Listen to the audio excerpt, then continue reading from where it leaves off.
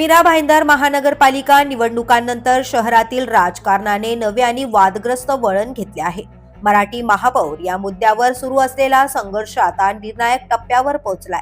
भाजपकडून डिंपल मेहता यांनी महापौर पदासाठी नामनिर्देशन अर्ज दाखल केल्याने मीरा भाईंदर महापालिकेला MMR मधील पहिला अमराठी महापौर मिळण्याची शक्यता जवळपास निश्चित मानली जाते. या घडामोडींमुळे मराठी समाजात तीव्र प्रतिक्रिया उमटल्या असून महाराष्ट्र नवनिर्माण सेनेसह मराठी एकीकरण समिती आक्रमक झाले. गेल्या काही दिवसांपासून मराठी महापौर देण्याची मागणी सातत्याने करण्यात येत होती. मात्र भाजपने ही मागणी फेटाळत महापौर पदासाठी डिंपल मेहता तर उपमहापौर पदासाठी ध्रुव किशोर पाटील यांचे नाव जाहीर केले आहे. भाजपाच्या या निर्णयामुळे मराठी समाजात असंतोषाची लाट उसळली आहे. मराठी माणसाचा वापर केवळ मतासाठीच केला जातो का, असा थेट सवाल मराठी एकीकरण समितीने उपस्थित केला आहे.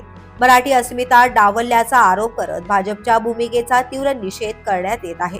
मनसे आणि शिवसेना ठाकरे गटानेही भाजपच्या निर्णयाला विरोध दर्शवला आहे.